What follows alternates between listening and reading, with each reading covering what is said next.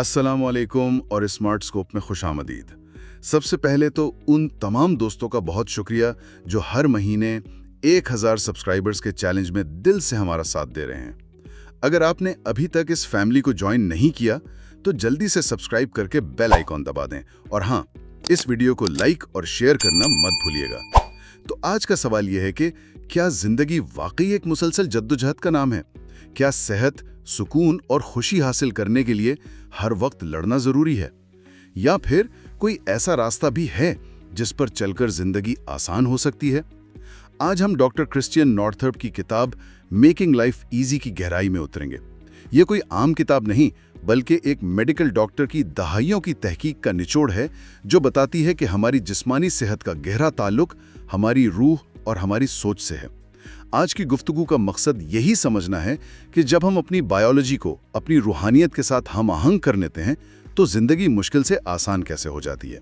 और ये सवाल बहुत अहम है क्योंकि हम में से ज्यादातर लोग जिंदगी को एक जंग ही समझते हैं, एक ऐसी दौड़ जिसे हर हाल में जीतना है। बिल्कुल, और शायद जैसा कि आपने कहा, हम जंग ही गलत लड़ रहे हैं। जी, तो आइए इसकी सबसे बुनियादी परत से शुरू करते हैं। किताब का जो नुक्ते आगाज है ना, वो हमारी शनाख्त पर ही एक बहुत बड़ा सवालिया निशान लगाता है। और ये बात कौन कह रहा है? कोई फलसफी नहीं, बल्कि एक मेडिकल डॉक्टर। यही तो सबसे दिलचस्प बात है।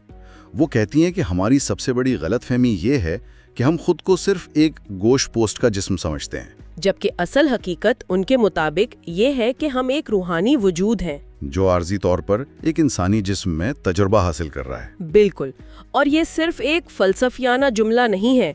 इस एक सोच को अपनाने से जिंदगी के हर शोबे में अमली तब्दीलियां आती हैं। कैसे? मतलब अमली तौर पर इसका क्या असर होता है? देखें, जब हम सिर्फ अपनी जिस्मानी शनाख्त के साथ जीते हैं तो हमारा हर अमल खौफ पर मबनी होता है। मौत का खौफ, बीमारी का खौफ, कैरियर में नाकामी का खौफ। जी, हर वक्त एक अनजाना सा डर। इसी कैफियत को किताब में जद्दोजहद का मोड यानी स्ट्रगल मोड कहा गया है।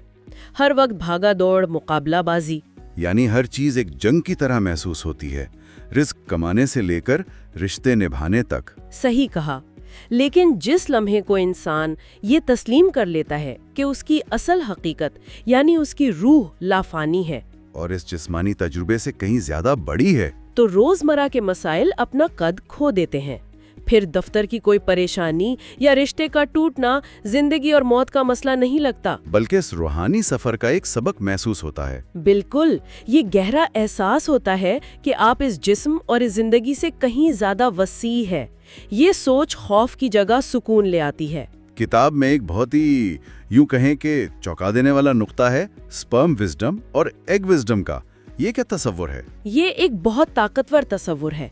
हमारी पूरी समाजी तरबियत, खास तौर पर मर्दों की, स्पर्म विजडम पर मबनी है। यानी हर वक्त भागना, मुकाबला करना, जारहाना अंदाज में अपने हदफ को हासिल करना। जी, लेकिन वो एक मुतबादिल पेश करती हैं जिसे वो एग विजडम कहती हैं। इसका मतलब है कि आप चीजों के पीछे भागने के बजाय अपनी तवानाई, अपनी कशिश को ऐसा बनाएं कि मौके और लोग खुद आपकी तरफ खिंचे चले आएं। अच्छा, जैसे एक फूल तितली के पीछे नहीं भागता। बिल्कुल, बल्कि अपनी जगह पर रहते हुए अपनी खुशबू से उसे अपनी तरफ मुतवज्जा करता है।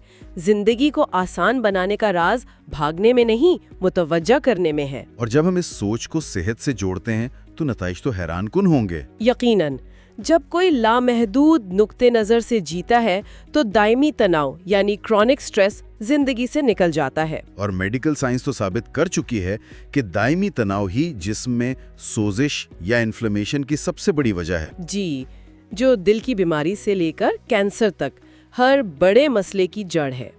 जैसे ही तनाव कम होता है, जिस्म में सोजिश फौरी तौर पर कम होती है और हमारा मुदाफियती निज़ाम यानी इम्यून सिस्टम मजबूत हो जाता है। तो रूहानी सुकून बराह रास्त जिस्मानी सेहत में तब्दील हो जाता है। ये शनाख्त वाली बात तो बहुत गहरी है, लेकिन इससे एक सवाल पैदा होता है, अगर हमारी असल हकीकत रूह है तो क्या उसकी भी कोई ज़बान है? हम उससे राब्ता कैसे कर सकते हैं? ये इस गुफ्तगू का दूसरा और शायद सबसे दिलचस्प हिस्सा है। किताब के मुताबिक कायनात हमें मुसलसल इशारों और इत्तेफाकात यानी साइंस एंड सिंक्रोनिसिटीज के जरिए पैगामात भेजती है। لیکن ان سب سے بڑا اور سب سے قابل بھروسہ پیغام رساں کون ہے؟ ہمارا اپنا جسم۔ یہ خیال ایک میڈیکل ڈاکٹر کی طرف سے آنا کافی غیر معمولی ہے نا؟ عام طور پر تو جسمانی علامات کو صرف بیماری سمجھا جاتا ہے۔ یہی تو اس کتاب کا انقلابی تصور ہے۔ ڈاکٹر ناتھروپ کہتی ہیں کہ درد، بیماری یا بے چینی کوئی سزا نہیں بلکہ یہ گاڑی کی چیک انجن لائٹ کی طرح ہے۔ اچھا، مطلب یہ ایک اشارہ ہے۔ جی، یہ علامات اس بات کی نشاندہی کرتی ہیں کہ ہماری زندگی کا کوئی پہلو ہماری روح سے ہم آہنگ نہیں ہے۔ ہو سکتا ہے وہ کوئی زہریلا رشتہ ہو، کوئی ایسی نوکری ہو جو ہماری روح کو مار رہی ہو، یا کوئی ایسی منفی سوچ جسے ہم نے مضبوطی سے پکڑا ہوا ہے۔ بالکل، جسم ہمیں بتا رہا ہوتا ہے کہ رکو، توجہ دو، کچھ بدلنے کی ضرورت ہے۔ کتاب کا ایک بنیادی اصول ہے، جسم کبھی جھوٹ نہیں بولتا۔ صحیح۔ یعنی اگر کسی شخص کے پاس بیٹھ کر کسی کو بلا وجہ تھکاوٹ یا گھٹن محسوس ہوتی ہے تو یہ جسم کی طرف سے ایک واضح وارننگ ہے کہ اس شخص کی توانائی ٹھیک نہیں۔ جی، اور ہم اکثر اپنے منطقی دماغ سے ان احساسات کو جھٹلا دیتے ہیں کہ نہیں وہ تو بہت اچھے انسان ہے، مجھے ایسا کیوں محسوس ہو رہا ہے؟ لیکن جسم سچ بتا رہا ہوتا ہے۔ لیکن عام طور پر تو چھٹی حس یا گٹ فیلنگ کو وہم سمجھا جاتا ہے۔ کیا واقعی اس کے پیچھے کوئی ٹھوس سائنس موجود ہے؟ اب بالکل موجود ہے۔ اس تصور کو گٹ برین ایکسس کہا جاتا ہے، یعنی ہماری آنتوں اور دماغ کے درمیان ایک گہرا تعلق۔ اچھا، تحقیق سے ثابت ہوا ہے کہ ہماری آنتوں میں کروڑوں عصبی خلیات یعنی نیورونز ہوتے ہیں، اسی لیے اسے دوسرا دماغ بھی کہا جاتا ہے۔ دوسرا دماغ، یہ تو بہت بڑی بات ہے۔ اور اس سے بھی دلچسپ بات یہ ہے کہ ہماری آنتوں میں موجود صحت مند بیکٹیریا ہمارے جسم کا تقریباً 90% سیروٹونن پیدا کرتے ہیں۔ وہی کیمیکل جو خوشی اور اچھے موڈ کے لیے ذمہ دار ہے۔ جی وہی، مطلب ہماری خوشی اور ذہنی سکون کا مرکز ہمارے دماغ سے زیادہ ہماری آنتوں میں ہے۔ یہ تو واقعی حیران کن ہے۔ ایک طرح سے جی ہاں، جب ہم بہت زیادہ چینی، پروسیسڈ فوڈ یا غیر معیاری خوراک کھاتے ہیں تو ہم اپنی آنتوں میں موجود ان دوست بیکٹیریا کو مار دیتے ہیں، اور اس کا نتیجہ یہ نکلتا ہے کہ موڈ خراب ہوتا ہے، بے چینی اور ڈپریشن۔ اور سب سے اہم، ہماری روحانی رہنمائی اور چھٹی حس یعنی گٹ فیلنگ دھندلا جاتی ہے۔ کتاب کا پیغام بہت واضح ہے، اگر صاف روحانی رہنمائی چاہیے تو صاف نظام انہضام کی ضرورت ہے۔ جو ہم کھاتے ہیں وہی ہم محسوس کرتے ہیں، اور وہی ہماری اندرونی آواز بن جاتی ہے۔ یہ واقعی آنکھیں کھول دینے والی بات ہے۔ اس سے مجھے کتاب کا ایک اور طاقتور جملہ یاد آ رہا ہے، آپ کی کہانی آپ کی بایولوجی بن جاتی ہے۔ Your biography becomes your biology. جی، یہ سننے میں تو بہت گہرا لگتا ہے، لیکن عملی طور پر اس کا کیا مطلب ہے؟ اس کا مطلب یہ ہے کہ ہم جو کہانیاں خود کو اپنی زندگی کے بارے میں سناتے ہیں، جو ہمارے گہرے یقین ہوتے ہیں، وہ لفظی طور پر ہمارے جسم کی کیمسٹری اور ساخت کو بدل دیتے ہیں۔ اس کے پیچھے بھی کوئی سائنس ہے؟ بالکل، اسے ایپی جینیٹکس کہتے ہیں۔ یوں سمجھیں کہ آپ کے جینز ایک بہت بڑی لائبریری کی طرح ہیں، اور آپ کی سوچ، جذبات اور ماحول یہ فیصلہ کرتے ہیں کہ کون سی کتابیں یعنی جینز الماری سے نکالی جائیں گی اور کون سی بند رہیں گی۔ اچھا، یعنی یہ صرف مثبت سوچ کی بات نہیں، یہ تو ایک طرح سے اپنی حیاتیاتی تقدیر پر اختیار حاصل کرنے جیسا ہے۔ بالکل، مثال کے طور پر اگر کسی کے خاندان میں دل کی بیماری موروثی ہے تو پرانی سوچ کے مطابق وہ یہ مان لے گا کہ وہ اس سے بچ نہیں سکتا۔ جی، لیکن ایپی جینیٹکس کہتی ہے کہ اگر وہ انسان مسلسل غصے اور تناؤ کی حالت میں رہتا ہے تو اس کی یہ سوچ جسم میں ایسے کیمیکلز پیدا کرے گی جو دل کی بیماری والے جینز کو آن یا فعال کر دیں گے۔ اور اس کے برعکس اگر وہ شکر گزاری اور سکون کی زندگی گزارتا ہے تو وہ انہی جینز کو آف یا غیر فعال رکھ سکتا ہے اور صحت مند رہ سکتا ہے۔ طاقت ہمارے جینز میں نہیں، ہمارے انتخاب میں ہے۔ تو پھر کون سے جذبات یا کہانیاں ہماری صحت کے لیے سب سے زیادہ زہریلی ہیں؟ کتاب میں خاص طور پر احساس جرم اور الزام تراشی پر بہت زور دیا گیا ہے۔ جی، کیونکہ یہ دو جذبات ہمارے مدافعتی نظام کے لیے زہر کی طرح ہیں۔ احساس جرم اور پچھتاوے میں ایک باریک سا فرق سمجھنا ضروری ہے۔ کیا فرق ہے ان میں؟ پچھتاوا ماضی کی غلطی سے سیکھنے کا ایک صحت مند ذریعہ ہو سکتا ہے، لیکن احساس جرم ایک ایسا ہتھیار ہے جو ہم مسلسل اپنے خلاف استعمال کرتے رہتے ہیں۔ مجھ سے یہ کیوں ہوا؟ مجھے ایسا نہیں کرنا چاہیے تھا۔ یہ سوچ ہمارے جسم کے خلیوں کو مسلسل کمزور کرتی ہے۔ اور الزام تراشی؟ جب ہم کہتے ہیں کہ میری ناکامی کی وجہ فلاں شخص ہے، جب کوئی کسی دوسرے پر اپنی ناکامی یا دکھ کا الزام لگاتا ہے تو وہ لاشعوری طور پر اپنی زندگی کی طاقت اور ذمہ داری اس شخص یا حالات کے حوالے کر دیتا ہے۔ مطلب خوشی کی چابی کسی اور کے پاس ہے۔ بالکل، اور آپ ہمیشہ اس کے محتاج رہیں گے۔ اپنی طاقت واپس لینے کا واحد طریقہ ذمہ داری قبول کرنا اور معاف کرنا، خاص طور پر خود کو معاف کرنا۔ پرانی رنجشیں دل میں رکھنے کا مطلب ہے زہر خود پینا اور امید کرنا کہ دوسرا مر جائے۔ صحیح، یہ غصہ جسم میں دائمی سوزش پیدا کرتا ہے جو ہر بیماری کی دعوت ہے۔ اس سے جڑا ایک اور نقطہ بھی ہے کہ پریشان ہونا دراصل اس چیز کے لیے دعا مانگنا ہے جو آپ نہیں چاہتے۔ یہ ایک بہت گہری بات ہے۔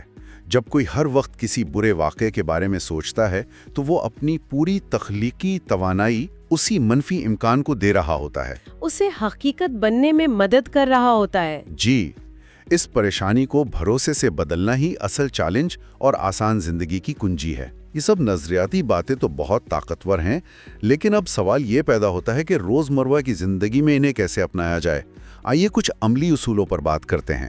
جی ضرور۔ کتاب میں زندگی میں توازن کے اصول پر بہت زور دیا گیا ہے، خاص طور پر دینے اور وصول کرنے کے توازن پر۔ اور اس کے لیے سانس لینے کی مثال بہترین ہے۔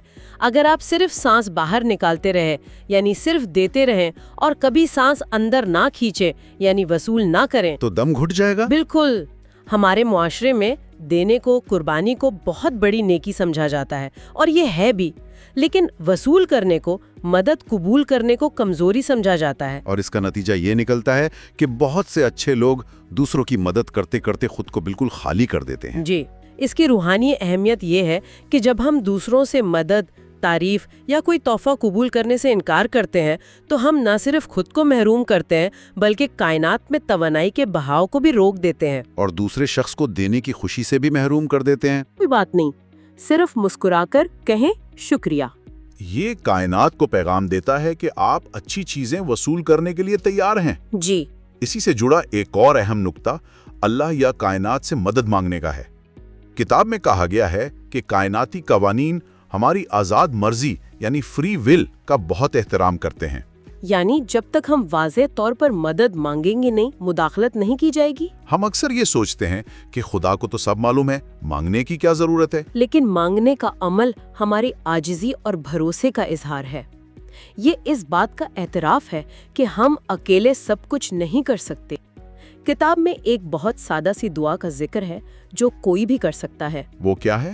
جب آپ کسی مشکل میں پھنس جائیں اور راستہ نظر نہ آ رہا ہو تو بس دل سے کہیں، مجھے راستہ دکھا، یا یہ بوجھ مجھ سے لے لے۔ یہ اپنی انا کو ایک طرف رکھ کر خود کو ایک بڑی طاقت کے سپرد کرنے کا عمل ہے۔ اور اسی سپردگی سے ہی یہ زندگی آسان ہونا شروع ہوتی ہے۔ اس کے علاوہ توانائی کے بہاؤ کو برقرار رکھنے کے لیے اور کن چیزوں کا خیال رکھنا ضروری ہے؟ دو مزید چیزیں بہت اہم ہیں۔ پہلی ہے حدود مقرر کرنا، یعنی سیٹنگ باؤنڈریز۔ اچھا، کتاب میں ان لوگوں کے لیے ایک دلچسپ اصطلاح استعمال ہوئی ہے جو ہماری توانائی چوس لیتے ہیں۔ مصنفہ کہتی ہیں کہ ایسے لوگوں سے محبت سے فاصلہ رکھنا خود غرضی نہیں بلکہ اپنی ذہنی اور جسمانی صحت کا خیال رکھنا ہے۔ ہر کسی کو خوش کرنا ناممکن ہے، اور اس کوشش میں ہم خود کو ختم کر لیتے ہیں۔ اپنی توانائی کی حفاظت کرنا آپ کی سب سے پہلی ذمہ داری ہے۔ اور دوسری چیز ہے کمیونٹی کی طاقت۔ جدید تحقیق بتاتی ہے کہ تنہائی صحت کے لیے اتنی ہی خطرناک ہے جتنا کہ دن میں 15 سگریٹ پینا۔ یہ تو بہت سنگین بات ہے۔ جی، ہم انسان سماجی مخلوق ہیں، ہم اکیلے شفا نہیں پا سکتے۔ ہمیں ایسے ہم خیال لوگوں کی ضرورت ہے جو ہمیں سمجھیں، ہماری حوصلہ افزائی کریں۔ کتاب میں اسے ہائی وائب ٹرائب کہا گیا ہے، یعنی مثبت اور بلند سوچ رکھنے والا قبیلہ۔ بالکل، اپنا قبیلہ تلاش کرنا صحت مند اور آسان زندگی کی سب سے بڑی ضمانتوں میں سے ایک ہے۔ بہت خوب۔ آج کی اس گفتگو نے واقعی زندگی کو دیکھنے کا ایک بالکل نیا اور طاقتور زاویہ دیا ہے۔ अगर हम इस पूरे तज्ज़िये के अहम तरीन नुकात का खुलासा करें तो वो ये हैं। पहला, आप सिर्फ एक जिस्म नहीं, एक लापानी रूह हैं। ये सोच खौफ को ख़त्म करती है। दूसरा, आपका जिस्म आपसे मुसलसल बात करता है। उसकी अलामात को पैगाम समझें और उनको सुनें। तीसरा, आपकी सोचें आपकी बायोलॉजी बनाती हैं, इसलिए एहसास जुर्म और इल्ज़ाम तराशी से बचें। और चौथा, जिंदगी में देने और वसूल करने के भाव को कबूल करें। बेहतरीन खुलासा। और जाते जाते मैं सुनने वालों के लिए एक गहरा और फिक्र अंगेज सवाल छोड़ना चाहूंगी। जरूर। सवाल ये है, अगर आपका जिस्म आपकी रूह की इबादतगाह है तो आज आप इसकी इज्जत में कौन सा एक छोटा सा अमल कर सकते हैं? उसे ठीक करने या बदलने की नीयत से नहीं, बल्कि सिर्फ एहतराम और मोहब्बत के जज्बे से। वो अमल एक गिलास साफ पानी पीना भी हो सकता है, 5 मिनट की खामोशी भी, या खुली हवा में चंद गहरी सांसें लेना।